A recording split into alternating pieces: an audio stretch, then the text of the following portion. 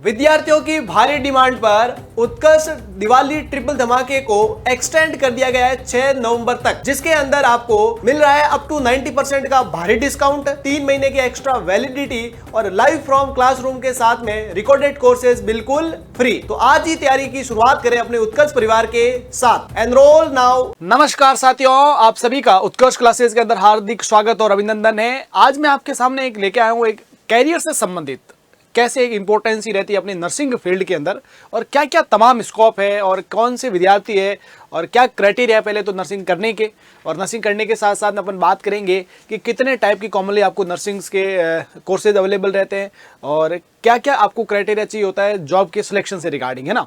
तो अपन एक मैं आपको पहले बहुत क्लियर शब्दों में कहना चाहूँगा कि आज का जो रिसेंट टाइम के अंदर अगर अपन देखें ना तो अपने इंडिया के अंदर तमाम तरह की जॉब में से एक शानदार जॉब की अपॉर्चुनिटी देता है अपना नर्सिंग फील्ड। और ये जो नर्सिंग का कैडर रहता है उसके अंदर जो जॉब रहेगी, उस जॉब के अंदर एक तो आपको क्या होती है, मिडिल क्लास फैमिली से कोई भी पर्सन आसानी से नर्सिंग कर सकता है क्योंकि उसका एक्सपेंडिचर इतना मच मोर नहीं है कि आदमी अफोर्ड नहीं कर सकता, अफोर्ड कर सकता है। और उसको करने के बाद में आपको जॉब की अपॉर्चुनिटी भी बहुत शानदार है और जॉब की अपॉर्चुनिटी में भी सैलरी बहुत शानदार है। ये सब जो चीज़ें रहती है वो आपको हमेशा नर्सिंग को चूज करने के लिए बेहद मदद करेगी। और स्पेशली मैं बात करूंगा कि मिडिल क्लास या लोअर मिडिल क्लास या लोअर क्लास तक भी अपन अफोर्ड की जा सकती है नर्सिंग को करना। और कंपैरेटिव अगर अपन बात करें कि जितनी अपन जो अपन कह सकते हैं जितना हार्डवर्क अपन कह सकते हैं नीट की तैयारी या नीट यूजी या नीट के लिए अपन जितना एफर्ट डालते हैं उसकी कंपैरेटिव कम मेहनत के अंदर आप एक बहुत अच्छा फ्यूचर आपका बना सकते हो। तो क्या क्या रहता है भाई नर्सिंग के अंदर, इसके बारे में मैं आपकी सारी चीज़ें शुरुआत करूंगा। वैसे अपन सबको पता है कि जो नर्सिंग फील्ड की शुरुआत है जो अपने lady with lamp Florence Nightingale की वजह से शुरुआत में हुई थी और किस तरीके से पेशेंट्स की केयर के अंदर अपने नर्सेज की इंपॉर्टेंस है उसके आधार पर ये फील्ड पूरा बना हुआ है। और ये बहुत कुछ आपने इंपॉर्टेंस देखी होगी, हर एक हॉस्पिटल के अंदर अपने हेल्थ केयर सिस्टम की बैकबोन कहा जाता है नर्सेज को, क्योंकि सारा वो सिस्टम है वो मैनेज के लिए जो सेंटर पॉइंट रहता है वो क्या रहता है, नर्सेज ही रहती है। तो ये शानदार अपॉर्चुनिटी आपको देता है जॉब के साथ साथ में। और कैसे कैसे क्या क्या टाइप्स होते हैं, सबसे पहले मैं आपसे बात करूंगा कि नॉर्मली जो नर्सिंग के टाइप क्या क्या होते हैं और वो कैसे कैसे मतलब उसके लिए क्या क्या आपको करने के लिए क्या क्या क्वालिफिकेशन चाहिए होंगे, उसके बारे में अपन सबसे पहले बात करते हैं, है ना। अगर मैं सबसे पहले मैं बात करता हूँ अपन स्कोप ऑफ नर्सिंग के अंदर, तो सबसे पहला जो रहता है कि अपन नर्सिंग के अंदर कॉमन जो टाइप्स होते हैं वो देखो कौन कौन से। एक तो आपने नाम सुना होगा एएनएम नर्सिंग, दूसरा अपना जीएनएम नर्सिंग, तीसरा रहता है आपका पोस्ट बेसिक बीएससी नर्सिंग और चौथा रहेगा आपका बीएससी नर्सिंग और पांचवा रहता है एमएससी नर्सिंग। उसके अलावा देखो पीएचडी नर्सिंग की जा सकती है, उसके अलावा एमफिल की जा सकती है, ये कुछ और भी कोर्सेज आपको अवेलेबल रहते हैं। उसके अलावा कुछ स्पेसिफिक अपने हॉस्पिटल मैनेजमेंट के कोर्सेज भी अवेलेबल रहते हैं, लेकिन मुख्य जो टाइप होते हैं नर्सिंग के आपको ये 5 टाइप आपको देखने को मिलेंगे। अगर मैं बात करता हूँ सबसे पहले एएनएम की, तो जिसको अपन ऑक्सिलरी नर्स मिडवाइफ के नाम से जानते हैं, ये जो करने के लिए अगर अपन क्राइटेरिया की बात करें तो आपको हमेशा ध्यान रखना कि ये 2 ईयर का डिप्लोमा कोर्स है। कैसा है, ये 2 ईयर का डिप्लोमा कोर्स है, पहली चीज ध्यान रखिएगा। और उसको करने के लिए आपको क्या करना है, सिंपल सा क्या चाहिए, आपको सिर्फ और सिर्फ 12th पास चाहिए। क्या चाहिए, 12th पास क्वालिफिकेशन रहेगा। क्या क्वालिफिकेशन रहेगा, 12th पास इसके लिए क्या रहता है, क्वालिफिकेशन रहता है। और उसको करने के बाद में आपको स्टेट के अंदर, कॉमनली स्टेट्स के अंदर इसकी जॉब अपॉर्चुनिटी आपको अवेलेबल होती है और जिसके अंदर आप एएनएम की पोस्ट के ऊपर पेरिफेरल जो स्पेशली पेरिफेरल एरिया है या अपन रूरल जो पीएससी वगैरह कह सकते हैं या सब सेंटर्स वगैरह कह सकते हैं, वहां पर कॉमनली इसकी पोस्टिंग दी जाती है। और अगर मैं इनिशियली सैलरी की मैं बात करता हूं, जब अपन 2 साल प्रोबेशन पीरियड की मैं बात करता हूं और स्टेट राजस्थान से लेकर मैं बात करता हूं, तो अराउंड 26,000 इसकी सैलरी रहती है। और जॉब डिस्क्रिप्शन ऑफ जॉब जो रहता है वो काफी अच्छा रहता है और एकदम रूरल अपन कह सकते हैं कि डायरेक्ट पेशेंट से कॉन्टेक्ट वाली जो फेज रहती है, रूट लेवल पर काम करने को, जो अपन कह सकते हैं कि हेल्थ सेक्टर का क्या है, अपने रूट से काम करने में जो इंपॉर्टेंट वर्कर रहते हैं वो अपने एएनएम्स रहती है। और वो तमाम तरह के इंपॉर्टेंट जैसे वैक्सीनेशन से संबंधित काफी इंपॉर्टेंट टास्क किए जाते हैं और हेल्थ एजुकेशन का लेवल बहुत इंप्रूव किया जा सकता है इसी कैडर के माध्यम से। और लोगों को अवेयरनेस से लेकर और तमाम तरह की जो हेल्थ सेक्टर की जो अपन कह सकते हैं स्कीम्स होती है उसको एंड तक पहुंचाने में सबसे बड़ा इंपॉर्टेंट और बेहतरीन रोल रहता है अपने एएनएम नर्सिंग के कैंडिडेट्स का। और एएनएम करने के लिए सिर्फ और सिर्फ 12th पास होना चाहिए, किसी भी स्ट्रीम से आप पास कर सकते हो। और पास करने के साथ में आपको 2 साल का डिप्लोमा रहेगा जिसको अपन ऑक्सिलरी नर्स मिडवाइफ के नाम से जानते हैं और उसके लिए आपको as a post of ANM आपको क्या दी जाती है, पोस्टिंग दी जाती है डियर्स, है ना। अब यहाँ पर जैसे दूसरी मैं बात करता हूँ तो जैसे एएनएम का भी क्या है कि कॉमनली जैसे अपन बात करते हैं तो ये सिर्फ और सिर्फ फीमेल के लिए अपॉर्चुनिटी देती है और फीमेल ही एएनएम को कर सकती है, लेकिन कुछ स्टेट ऐसे भी हैं जहां पर मेल को भी बराबर अपॉर्चुनिटी दी जाती है कि वो एएनएम कर सकते हैं, ठीक है। लेकिन अगर अपन स्पेशली मैं राजस्थान के पर्सपेक्टिव से बात करता हूँ तो स्पेशली फीमेल के लिए अपॉर्चुनिटी रखता है ना। अब यहाँ पर देखो दूसरी इंपॉर्टेंट चीज, अगर मैं जीएनएम नर्सिंग की बात करता हूँ तो जिसको अपन जनरल नर्सिंग मिडवाइफ के नाम से जानते हैं, ये आपके 3 ईयर का डिप्लोमा कोर्स है, ये 3 ईयर का डिप्लोमा कोर्स है और उसके लिए भी आपको क्या चाहिए होता है, 12th पास चाहिए होता है। क्या चाहिए होता है भाई, आपको 12th पास क्वालिफिकेशन रहता है और उसमें भी आप किसी भी स्ट्रीम से पास हो सकते हो, साइंस, आर्ट्स, कॉमर्स, कोई भी विद्यार्थी जीएनएम कर सकता है। और जीएनएम करने के लिए आपको 3 साल का ये जो डिप्लोमा कोर्स रहेगा और उसको करने के बाद में बहुत सारा अपॉर्चुनिटीज आपको देखने को मिलेगी। क्या क्या अपॉर्चुनिटी हो सकती है देखो, अब अगर अपन बात करता हूं कि जीएनएम करने के बाद आप क्या करते हैं, as a nursing officer post पर आप जॉब कर सकते हैं। आप स्टेट में कर सकते हैं, आप सेंटर में कर सकते हैं और भी स्पेसिफिक एरिया के अंदर आप काम कर सकते हैं। लेकिन आजकल जो सेंटर के अंदर उन्होंने एक क्राइटेरिया साथ में मेंशन करा कि अगर आपने जीएनएम नर्सिंग कर रखी है, मतलब डिप्लोमा कर रखा है, तो उसके साथ में आपको 2 ईयर का एक्सपीरियंस रहेगा, जो क्या रहेगा, मस्ट रहेगा। अगर आपके पास में 2 साल का एक्सपीरियंस है और जीएनएम नर्सिंग कर रखी है, तभी आप क्या कर सकते हैं, सेंट्रल के एग्जाम दे सकते हैं। लेकिन कुछ ऐसे एग्जाम भी होते हैं, जैसे कि मैं आरआरबी की बात करता हूं तो उन्होंने ऐसा कोई स्पेसिफिक क्राइटेरिया या एक्सपीरियंस को इन्होंने इंक्लूड नहीं करा है, तो ऐसा भी आपको देखने को मिल सकता है। लेकिन कॉमन क्राइटेरिया अगर मैं एम्स की बात करता हूं तो जीएनएम के साथ में आपको 2 ईयर का 50 बेडेड हॉस्पिटल के अंदर एक्सपीरियंस चाहिए होता है, वो भी पूरा लीगल एक्सपीरियंस चाहिए होता है, पूरा सिस्टमेटिक वे से, उसमें पे स्केल से लेकर सारी चीजें इंक्लूड होनी चाहिए। अब यहां पर जैसे मैं बात करता हूं कि सर जीएनएम करें और हॉस्पिटल ज्वाइन नहीं करें या हॉस्पिटल एक्सपीरियंस नहीं हो, तो क्या और ऑप्शन है क्या? बिल्कुल ऑप्शन है। आपको जीएनएम कर रखा है तो फिर आप क्या कर सकते हो, पोस्ट बेसिक बीएससी नर्सिंग कर सकते हो। अब ये जो रहता है ना, ये 2 ईयर का कोर्स रहता है और वो कौन कर सकता है, जिन्होंने क्या कर रखी हो, जीएनएम कर रखी हो। जीएनएम करने वाला ही क्या कर सकता है, पोस्ट बेसिक बीएससी नर्सिंग करता है और पोस्ट बीएससी जो बेसिक बीएससी करने के बाद में वो इक्विवेलेंट होगा किसके बीएससी नर्सिंग के इक्विवेलेंट माना जाएगा जिन विद्यार्थियों ने जीएनएम कर रखा है और उनके पास में पोस्ट बेसिक जो बेसिक नर्सिंग रहती है, अगर वो आप कंप्लीट कर लेते हो तो आप किसके इक्विवेलेंट माने जाओगे, आप बीएससी नर्सिंग के इक्विवेलेंट माने जाते हो। और उस कैंडिडेट को जिन्होंने जीएनएम के साथ में पोस्ट बेसिक बीएससी कर रखी होती है, उसको एक्सपीरियंस की रिक्वायरमेंट नहीं होती है, वो सेंट्रल के तमाम एग्जाम को दे सकता है और उसके अंदर एक्सपीरियंस की रिक्वायरमेंट फिर नहीं रहेगी। एक्सपीरियंस की रिक्वायरमेंट सिर्फ और सिर्फ कब रहती है, वो जब आपने जीएनएम कर रखा हो तो, ठीक है। तो ये आपका पोस्ट बेसिक बीएससी नर्सिंग जो रहता है वो जीएनएम के विद्यार्थियों के लिए जो सेकंड अपॉर्चुनिटी है, जिनको डिग्री मतलब अपन डिग्री रिसीव करने का जो इंपॉर्टेंट एक क्राइटेरिया रहेगा और इसके अंदर आप डिग्री के इक्विवेलेंट माने जाते हैं, मतलब बीएससी नर्सिंग के इक्विवेलेंट माने जाते हैं।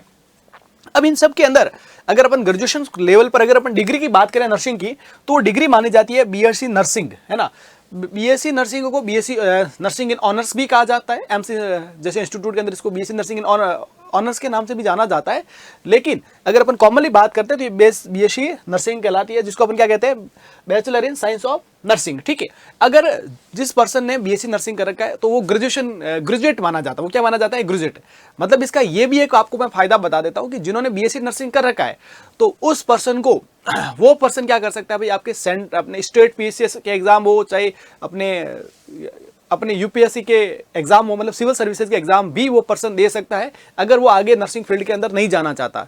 अब अगर नर्सिंग फील्ड में आगे जाना चाहता है तो वो नर्सिंग के लिए क्या रहेगा, उसके बारे में भी बात करेंगे। सबसे पहले मैं बता देता हूं कि बीएससी नर्सिंग आपके 4 ईयर का कोर्स है। क्या है भाई, आपके 4 ईयर का कोर्स है। और अगर अपन बात करें इसके अंदर तो इसके अंदर इंपॉर्टेंट रहता है 70 ईयर की एज होना और साथ ही साथ परसेंटेज क्राइटेरिया भी आपको देखने को मिलेगा कि आपको जैसे जनरल की बात करें तो बेसिक आपके 12th के परसेंटेज को क्राइटेरिया को भी माना जाता है और उस परसेंटेज क्राइटेरिया को भी आपको विशेष तौर पर ध्यान रखना होता है इसको करने से पहले, ठीक है। अब जो होता है ना, बीएससी नर्सिंग करवाता कौन है, तो बीएससी नर्सिंग करवाने के लिए देखो, अगर मैं बात करता हूँ अभी जो ये जो एक ट्रेंडिंग या अपन कह सकते हैं एडवांसमेंट जो चल रहा है इसके अंदर, वैसा माना जा रहा है, ऐसा कहा जा रहा है कि जो नीट यूजी के एग्जाम देंगे उसी के आधार पर इसकी काउंसलिंग करवाई जाएगी। लेकिन रिसेंट टाइम के लिए क्या हो रहा है कि स्टेट्स अपने अलग से एग्जाम करवाते हैं, सेंटर अपने अलग से एग्जाम करवाता है और उसके आधार पर उनको क्या मिलती है भाई, काउंसलिंग के द्वारा सीटें अलॉट होती है, ठीक है। अब जब आपको क्या होगा भाई, स्टेट के अंदर अपन में बात करूं, सेंटर के अंदर तो एम्स अपना अलग एग्जाम कंडक्ट करवाता है। एम्स के अंदर बीएससी नर्सिंग सिर्फ और सिर्फ फीमेल कैंडिडेट ही कर सकती है और फीमेल कैंडिडेट के लिए बहुत मिनिमल फी रहती है और 100% जो सीटें रिजर्व रहती है एम्स के अंदर। और जब वो अगर अपन जॉब अपॉर्चुनिटी की अगर भी आगे अपन बात करते हैं तो फीमेल के लिए 80-20 का स्पेशल रिजर्वेशन रहता है, जिसके अंदर 80% जो सीट्स होती है वो फीमेल के लिए रिजर्व है और 20% के मेल के लिए रिजर्व होती है। मतलब ये कहना ज़्यादा अपने को बिल्कुल ज़्यादा क्लियर रहेगा कि एम्स के अंदर बात करें, सेंटर के अंदर अपन आने वाले समय के अंदर बात करें तो फीमेल के लिए इसके अंदर बहुत ज़्यादा अपॉर्चुनिटी देखने को मिलती है। मतलब जॉब के बहुत अच्छे चांसेस है, बहुत कम ड्यूरेशन और बहुत अपन नहीं कह सकते कि बहुत ज़्यादा मेहनत के बिना आप इसके अंदर बेहतरीन जॉब आप ले सकते हैं डियर, है ना। तो ये सबके लिए अपॉर्चुनिटी रहेगा, मेल के भी रहेगा, थोड़ा तो चैलेंजिंग टास्क मेल के लिए रहता है, लेकिन सेंटर के अलग अलग एग्जाम के लिए आपको अपॉर्चुनिटी अच्छी मिलती है। तो जो विद्यार्थी जो अपन हो सकता है कि नीट को सक्सेस नीट के अंदर सक्सेस नहीं हो पाया, या कुछ विद्यार्थी का इंटरेस्ट रहता है कि ज़्यादा कम मेहनत के अंदर कुछ अच्छा बताओ अपने साइंस बायो वाले स्टूडेंट्स के लिए, तो एक बहुत शानदार ऑप्शन रहता है। अब बीएससी नर्सिंग के लिए मैं बात कर देता हूँ। एक चीज याद रखना है कि ये सिर्फ और सिर्फ साइंस स्ट्रीम वाले विद्यार्थी ही कर सकते हैं, ये सिर्फ और सिर्फ साइंस स्ट्रीम वाले विद्यार्थी कर सकते हैं और इसको नहीं कर सकते डियर, ध्यान रखिएगा। सिर्फ इसके लिए जरूरी होगा साइंस बायोलॉजी की रिक्वायरमेंट रहेगी, ये इसका सबसे एसेंशियल क्राइटेरिया है। एज 17 ईयर होनी चाहिए और परसेंटेज का क्राइटेरिया भी रहता है, उसको भी आपको ध्यान रखना पड़ेगा। और ये ग्रेजुएशन डिग्री होती है बीएससी नर्सिंग या बीएससी नर्सिंग इन ऑनर्स, ठीक है। तो ये तमाम चीजें आपको ध्यान रखना, ये ग्रेजुएशन माना जाता है। और सबसे अगर आप कोई भी सेंट्रल गवर्नमेंट का एग्जाम देते हो या और किसी भी वैकेंसी का एग्जाम आप देते हो तो उसके अंदर आपको बीएससी नर्सिंग है, मतलब आपको एक्सपीरियंस की रिक्वायरमेंट भी वहां पर नहीं रहेगी, ठीक है। बीएससी नर्सिंग के इक्विवेलेंट क्या रहेगा, पोस्ट बेसिक बीएससी नर्सिंग मानी जाती है। अब बीएससी नर्सिंग हो चाहे पोस्ट बेसिक बीएससी नर्सिंग हो, ये आपके ग्रेजुएशन हो गया, है ना। अगर आप ग्रेजुएशन के बाद में अगर अपन पोस्ट ग्रेजुएशन की बात करें, पीजी की बात करते हैं, तो पीजी के लिए एमएससी नर्सिंग कर सकता है। पीजी के लिए क्या कर सकते हैं, एमएससी नर्सिंग कर सकते हैं। और पोस्ट ग्रेजुएशन में एमएससी नर्सिंग के अंदर क्या होता है भाई, अपने स्टेट्स करवाते हैं, स्टेट के हॉस्पिटल्स का, मतलब स्टेट के जो मेडिकल कॉलेज है वहाँ पर की जा रही है। उसी के साथ साथ आपके सेंटर के अंदर एम्स है, उसके अलावा तमाम अपन कह सकते हैं इंस्टीट्यूट्स है, जो सेंट्रल गवर्नमेंट इंस्टीट्यूट है वो भी करवाते हैं इसको, है ना। तो एमएससी के लिए आजकल क्या हो गया भाई, आजकल ब्रांच के अंदर एमएससी डिवाइड हो चुकी है। एमएसएन के अंदर भी अलग अलग ब्रांच के अंदर आपको एमएससी करने का मौका मिलता है, जैसे critical care nursing, oncology, uro, nephro uro, तो तमाम तरह की ब्रांचेज है, उसके अंदर ब्रांचेज के अंदर आप एमएसएन के अंदर कर सकते हैं। उसके अलावा कम्युनिटी हेल्थ नर्सिंग हो गया, साइकेट्रिक हो गया, पीडियाट्रिक हो गया, ऑप्स हो गया, तो उसके अंदर भी आप एमएससी कर सकते हैं। और एमएससी जो रहता है उसके लिए आपको ग्रेजुएशन होना मस्ट रहेगा। और ये 2 ईयर पीजी कोर्स है। कैसा है भाई, 2 ईयर ये आपके पीजी कोर्स रहने वाला डियर, ध्यान रखिएगा। तो ये तमाम चीजें यहाँ पर बेहद इंपॉर्टेंट रहता है, इन सारे पॉइंट को आपको क्या रखना है, ध्यान रखना है। तो आपको मैंने नर्सिंग के जो स्पेसिफिक 5 टाइप बताए और उसकी जॉब अपॉर्चुनिटी के बारे में चर्चा करी। अब जॉब अपॉर्चुनिटी और मैं डिटेल में चर्चा करने वाला हूँ कि कहाँ क्या क्या चीज़ें हो सकती है।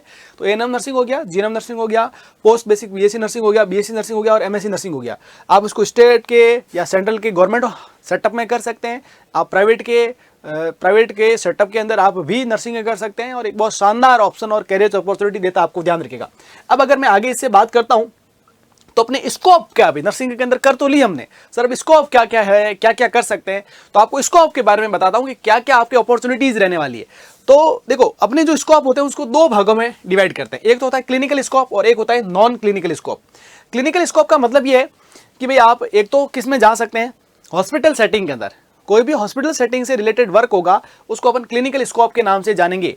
और एक रहेगा आपका non clinical scope. Non clinical scope क्या, कि जिसके अंदर आपके हॉस्पिटल सेटअप से, और मतलब हॉस्पिटल सेटअप मतलब इन द सेंस कि आपको पेशेंट केयर के अलावा कुछ काम करना पड़ेगा या उसके अदर कुछ काम जो रहता है वो कौन सी कैटेगरी में आएगा, आपके नॉन क्लिनिकल स्कोप के अंदर आएगा।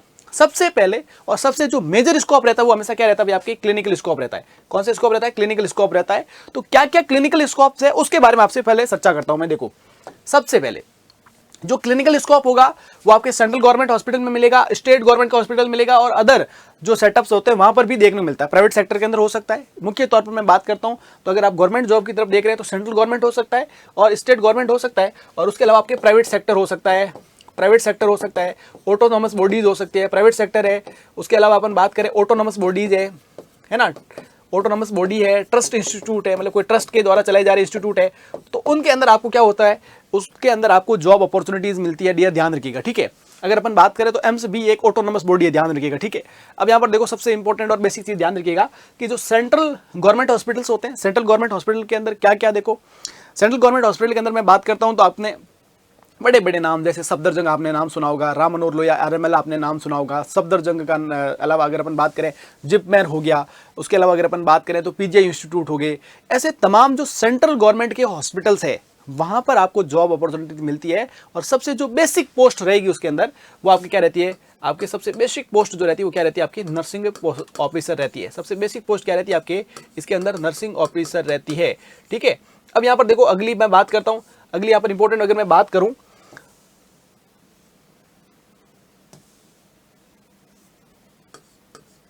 है ना। अगली मैं अगर बात करता हूँ सेंट्रल गवर्नमेंट के अंदर आप नर्सिंग ऑफिसर की पोस्ट पर आप सबसे पहले बीएससी नर्सिंग कंप्लीट करने के बाद में या जीएनएम नर्सिंग के साथ में 2 ईयर का एक्सपीरियंस या जीएनएम के साथ में आपने post basic BSc nursing complete करने के बाद अगर आप जाते हैं तो आप सबसे पहले सेंट्रल गवर्नमेंट हॉस्पिटल के अंदर किस पोस्ट पे पोस्टेड होते हैं, नर्सिंग ऑफिसर की पोस्टेड पे पोस्टेड होते हैं। और भी क्या क्या चीज़ें रह सकती है उसके बारे में मैं बात करूंगा, उसके आगे क्या कैडर बनेगा, कैसे कैसे आपकी प्रमोशंस के बारे में क्या क्या सिस्टम रहता है, उसके बारे में अपन पूरी हायरार्की के बारे में भी आपको मैं थोड़ा बेसिक बताऊंगा डियर, ध्यान रखिएगा। अब देखो हाँ, और हाँ सबसे इंपॉर्टेंट सैलरी के बारे में भी चर्चा करूंगा कि क्या सैलरी होती है, और काफ़ी लोगों को इसके बारे में जानना भी रहता है। जिन लोगों को नहीं पता अपन उनका पर्पज है कि अपने स्कोप के बारे में और एक एडवांस फील्ड के बारे में अपन कह सकते हैं कि मिडिल और लोअर मिडिल क्लास की मतलब जनरेशंस को सबसे ज़्यादा एक शानदार स्कोप के बारे में अपना बताना यहाँ पर बड़ा इंपॉर्टेंट उद्देश्य रहेगा।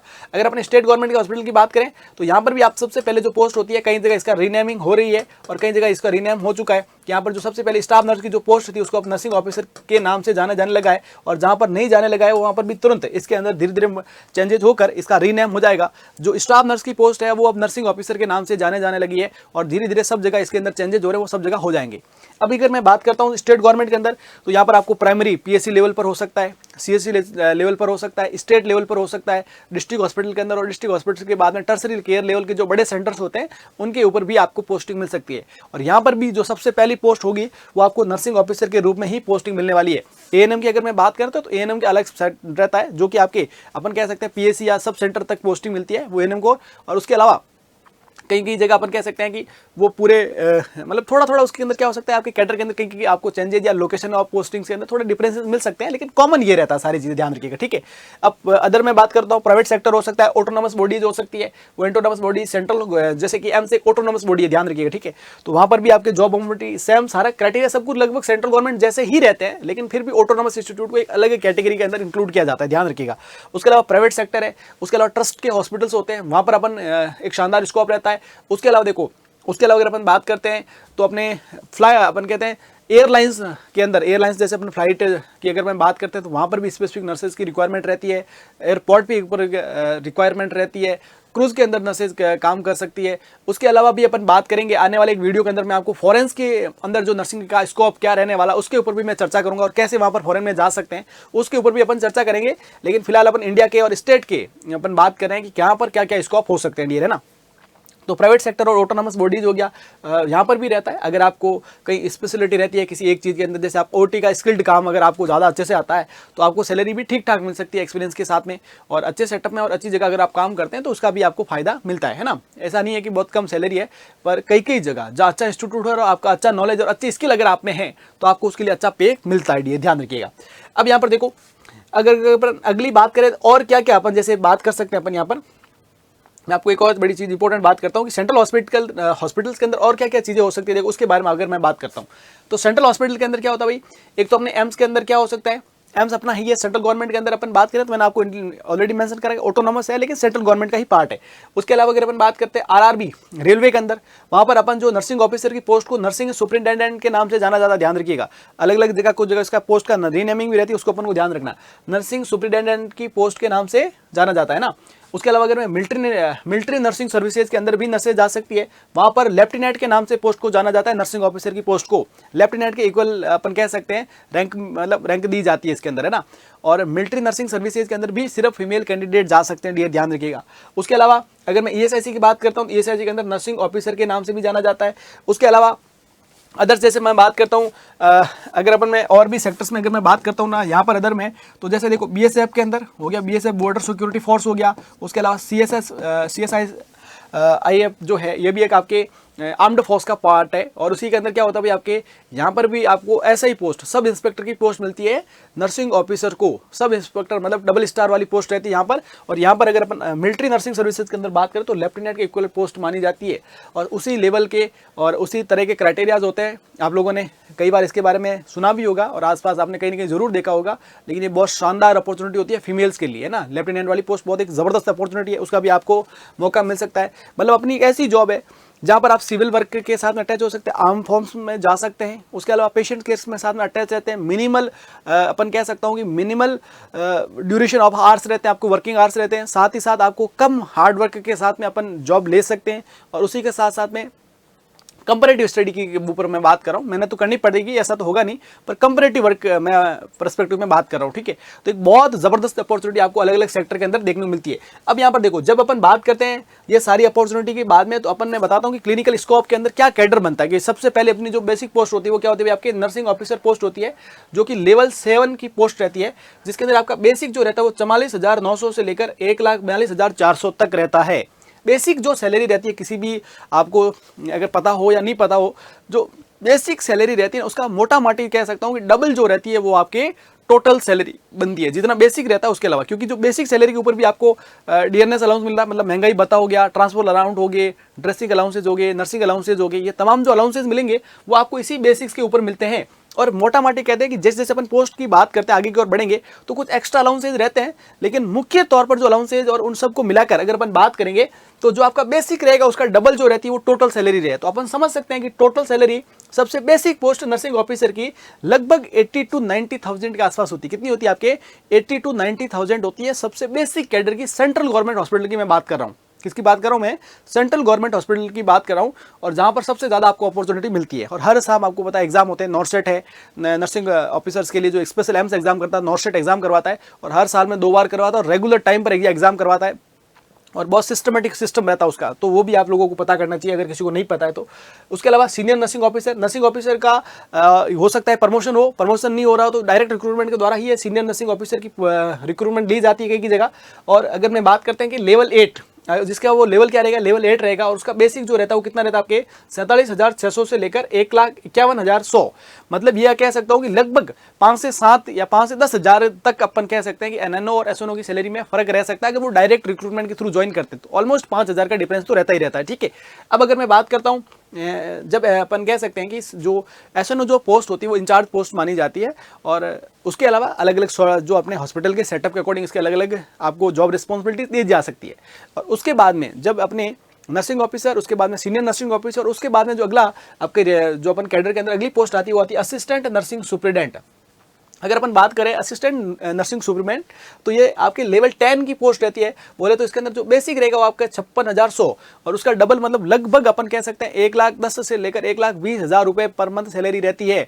और साथ में होते हैं, साथ ही साथ इनके कुछ स्पेशल अलाउंसेज होते हैं, एजुकेशन अलाउंस मिलते हैं, मतलब न्यूज़पेपर तक के आपको स्पेशल अलाउंसेज मिल दिए जाते हैं, तो वो भी उनके लिए क्या हो सकता है एक्स्ट्रा ऐड होकर काफ़ी अच्छी खासा अमाउंट बनता है। यहाँ पर भी ध्यान रख लीजिएगा। अब क्या है, असिस्टेंट नर्सिंग सुपरिटेंडेंट के बाद में मैं बात करता हूँ डेप्यूटी नर्सिंग सुपरिटेंडेंट, जो कि क्या रहता है भाई एएनएस के ऊपर रहती है, पोस्ट रहती है। आजकल कई जगह इसको मर्ज कर दिया गया पोस्ट को, एएनएस और डीएनएस वाली पोस्ट को, और उसकी सैलरी भी लगभग एएनएस के सेम ही रहती है लगभग, और कुछ अलाउंसेज का थोड़ा बहुत डिफरेंसेज यहाँ पर आपको देखने को मिल सकता है। लेकिन कई जगह इसको मर्ज किया गया है पोस्ट को, क्योंकि लेवल सेम ही है और लगभग इसी तरीके के कुछ चेंजेस किए गए हैं कैडर के अंदर, वो भी आपको आने वाले समय में धीरे धीरे पता चलते रहेंगे। उसके अलावा उसके बाद में एएनएस और डीएनएस के बाद में जो अगली पोस्ट होगी वो एनएस की पोस्ट होगी, जिसको अपन नर्सिंग सुपरिटेंडेंट की पोस्ट के नाम से जानते हैं, और जिनका बेसिक लेवल 11 7 सीपीसी के अकॉर्डिंग लेवल 11 की पोस्ट है। और उसके अंदर जो बेसिक रहेगा वो आपका कितना रहेगा 67, अपन कह सकते हैं 67,000 इसकी बेसिक सैलरी रहती है। मतलब लगभग अपन कह सकते हैं 67,700 इसका बेसिक रहता है। तो इसका आप डबल कर लो, लगभग अगर आप डबल करेंगे तो लगभग 1,30,000 से 1,40,000 या 45,000 तक सैलरी होगी। और अलाउंसेज, कुछ स्पेसिफिक अलाउंसेज जो रहते हैं वो अलग है, तो लगभग मोटा मोटी 1,40,000 1,50,000 रुपए सैलरी मिलती है किस पोस्ट के अंदर, नर्सिंग सुपरिटेंडेंट की पोस्ट के अंदर है। बेसिक से बेसिक मैं बातें बता रहा हूँ, जब आप जॉब की शुरुआत करते हैं तब की बात करता हूँ। अगर एक्सपीरियंस होगा तो हर साल 5 से 10,000 रुपए सैलरी बढ़ती जाती है। तो ये आपको पता है कि अलग अलग रैंक के अकॉर्डिंग सैलरी बढ़ेगी, तो ये सब की चीज़ें और एक्स्ट्रा रहती है, ध्यान रखिएगा। उसी के साथ में जब नर्सिंग सुपरिटेंडेंट से अगर अपन आगे की ओर बात करते हैं तो आगे रहता है चीफ नर्सिंग ऑफिसर, जो कि लेवल 12 की पोस्ट होती है, और उसका जो बेसिक रहता है वो कितना रहता है 78,800 से लेकर 2,09,000 के आसपास। मतलब क्या, इतना मुझे काउंट करने में मुझे भी सोचना पड़ेगा। लगभग अपन मान ले सकते हैं 1,70,80,000 रुपए पहली बेसिक मतलब शुरुआत रहेगी सैलरी की। और जैसे एक्सपीरियंस होगा, ईयर्स बढ़ते जाएंगे, उसके साथ साथ ये सैलरी बढ़ती रहती है। और अगर अपन क्लिनिकल कैडर के अंदर, हॉस्पिटल सेटिंग के अंदर सबसे ऊपर जो अपन कह सकते हैं सुपीरियर पोस्ट होती है वो CNO पोस्ट कहलाती है, जिसको चीफ नर्सिंग ऑफिसर के नाम से जाना जाता है, डियर, है ना। तो ये आपका बेसिक जो अपन कह सकते हैं क्लिनिकल कैडर का, ये आपका पूरा हायरार्की रहता है। और इस हायरार्की को आपको ध्यान रखना है कि अपने को सबसे पहले जो पोस्ट, बेसिक पोस्ट टारगेट क्या करनी होती है, नर्सिंग ऑफिसर को टारगेट करना, डियर, ध्यान रखिएगा, ठीक है। तो ये शानदार जॉब अपॉर्चुनिटी का एक जबरदस्त अवसर है, उसको जाने मत दीजिएगा। अब अपन जैसे बात करेंगे ये मैंने आपको सेंट्रल हॉस्पिटल के बारे में ऑलरेडी मैंने बता चुका हूँ। स्टेट जो सेटअप रहेगा हायरार्की, वहाँ पर भी ये सेम ही रहती है। और स्टेट हॉस्पिटल्स के अंदर आपको मैं कह रहा हूँ प्राइमरी लेवल पर हो सकता है, सेकेंडरी लेवल और टर्सरी लेवल पर आपको जॉब मिलती है। ये धीरे धीरे वो सेम एज के साथ में, और जॉब सेटअप कितना पुराना है उस अकॉर्डिंग प्रमोशंस भी होते रहते हैं, एग्जाम भी होते रहते हैं, तमाम चीज़ों से प्रमोशन होता है, उस हायरार्की से आगे बढ़ता है, अच्छी खासी सैलरी होती है। अगर मैं राजस्थान स्टेट गवर्नमेंट की बात करता हूँ, ये ग्रेड 2 की पोस्ट है और ये 4200 ग्रेड पे से शुरुआत होती है, ध्यान रखिएगा। स्टेट के अंदर भी ये ग्रेड 2 ग्रेड पे जो सेकंड की, मतलब अगर अपन सेंट्रल गवर्नमेंट की बात करें तो वहाँ पर भी ग्रेड जो पे रहता है वो 4600 रहता है, और अपन ग्रेड जो सेकंड ग्रेड रहता है ना, और पे जो अपन कह सकते हैं पे बैंड जो रहता है वो कह सकते हैं अपन ग्रेड पे की बात करें अपन। तो ये सारी चीज़ों को आपको क्या रखना है, विशेष तौर पर ध्यान रखना है, ठीक है। ये कुछ बेसिक और इंपॉर्टेंट चीज़ें रहती है। अब अगर अपन चाहते हैं कि सर क्लिनिकल वाला सब समझ में आ गया, पर मुझे हॉस्पिटल सेटअप में काम करना मुझे कंफर्टेबल नहीं लगता, कुछ और ऑप्शन हो सकते हैं, क्या और अपॉर्चुनिटीज हो सकती है, और शानदार अपॉर्चुनिटी है, उससे भी शानदार अपॉर्चुनिटी आपको देखने को मिलती है, लेकिन कंपेरेटिव जो नंबर ऑफ वैकेंसी रहती है उसके कंपेरेटिव यहाँ पर कम देखने को मिलेगी। यहाँ पर भी आप सेंट्रल गवर्नमेंट हॉस्पिटल के अंदर, स्टेट गवर्नमेंट हॉस्पिटल के अंदर या अदर जगह पर काम कर सकते हैं।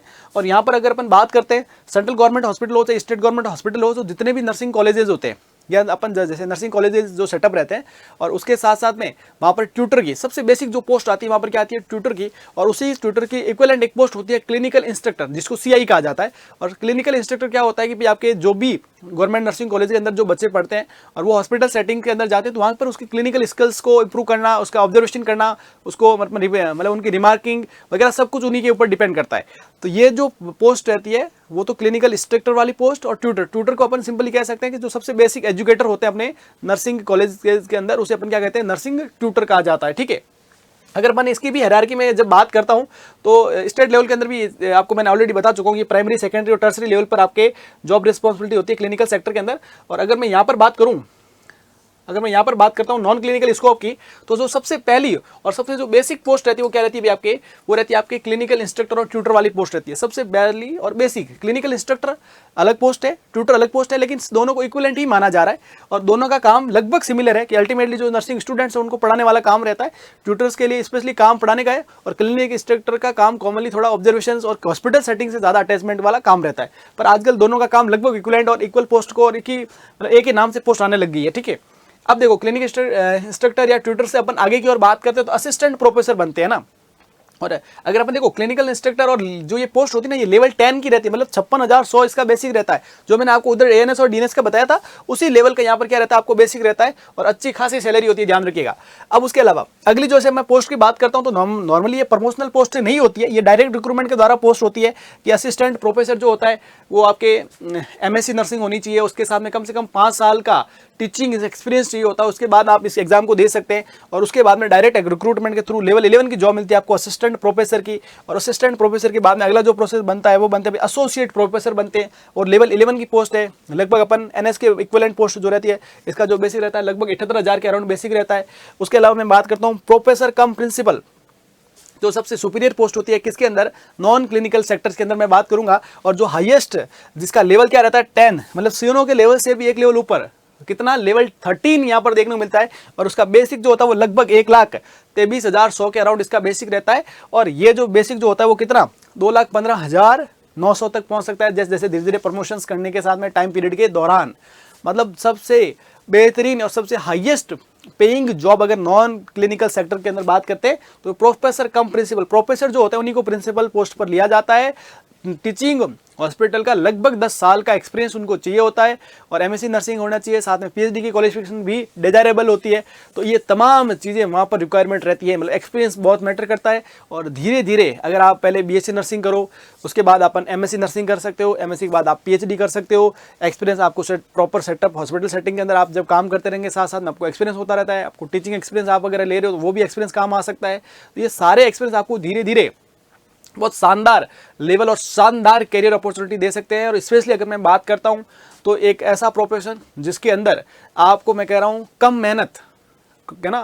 मेहनत बेहतर सैलरी और कम वर्किंग आवर्स के अंदर एक बेहतरीन जॉब अपॉर्चुनिटी अगर कहीं मिलती है, और वो भी स्पेशली अगर अपन मिडिल क्लास फैमिली के लिए बात करें तो एक शानदार जॉब अपॉर्चुनिटी है। और आपको भी अगर ऐसा लगता है अपने फ्यूचर के बारे में, अगर आप सोच रहे हैं नर्सिंग के अंदर कैरियर बनाने की, तो एक शानदार ऑप्शन आपको देखने को मिल सकता है। बाकी आप सब कुछ समझदार हैं और अपने फ्यूचर को डिसीजन लेने के लिए मुझे पूरी तरह से पता है कि आप पूरी तरह से सक्षम हैं।